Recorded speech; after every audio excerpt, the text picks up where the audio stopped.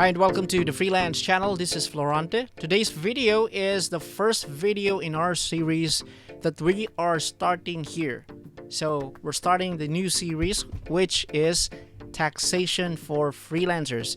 I know a lot of you are probably in the process of registering your online work with a BIR, or some of you are already paying your taxes as a freelancer.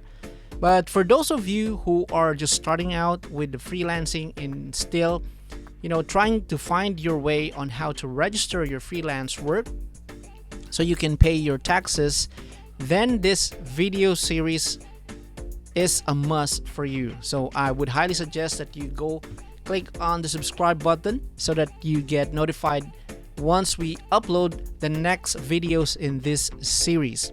And some of the topics that we'll cover will include, of course, registration with the BIR. How are we going to pay? What are the things that we need to pay? Penalties, as well as, of course, the benefits. What good does it make if we're going to register our business or register our online job with BIR? Why do we need to register our online work when in fact the clients that we're working with are actually outside of the Philippines? Does it still cover us? Okay, so the quick answer to that one is the law states that those who are deriving their income, whether within the Philippines or outside of the Philippines, still needs to pay an income tax. So that is mandated by law that we pay income tax even if our clients are outside of the Philippines. Since we are residing here in the Philippines, then we are bound to pay our taxes. So that is one of the reason. Another reason that we need to pay or register and pay our taxes is because, of course, it's the right thing to do. Nowadays, we see that there are a lot of government projects. There is the free tertiary education, free access to healthcare. Universal Healthcare Act has already been approved. And these projects of the government, the Build project, all of these projects require finances. If we want our government to be able to provide the basic necessities that will be free to all of us, then we need to do our part in nation building, which is, of course, paying our taxes. Now, the third thing that I would like to share with you why we need to register and pay our taxes is because it also opens, opportunities for us. How? Well, if you're going to pay your taxes, you'll be able to acquire an ITR. Once you have an income tax return, you will be able to access, resources for, if you would like to expand your online business, you can actually get loans because you already have a proof of income that you can provide to these companies, lending companies, or even banks.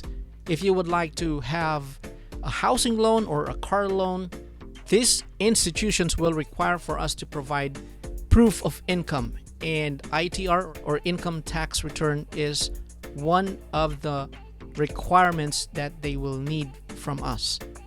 So it's not only good for the government or good for our country that we pay our taxes, register our business, it's actually also good for us because we are able to access more resources so we can grow our business. So the number 4 is we need to register and pay our taxes because it basically legitimizing the operation that we are doing for our business.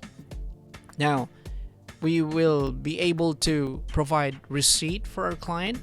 Now, there are also local clients that we may be able to get, say for example, projects locally that we can acquire, because some of these businesses would require for you to be able to provide official receipt. So if you're not able to provide an official receipt, then some of the businesses that may be an opportunity for you might not materialize just because you are not registered with the BIR. those are some of the things that I think would be a reason why we need to register and pay our taxes. So this is just the first video in this series. On episode number 2, we're going to talk about the steps on how to register. So I'm going to show you the step-by-step, process on how to register, as well as the required documents, forms, and payments that you need to be aware of so you can register your business and, make everything legitimate. So that is for episode number 2. So once again, if you have any questions, you can go ahead and leave those questions in the comments.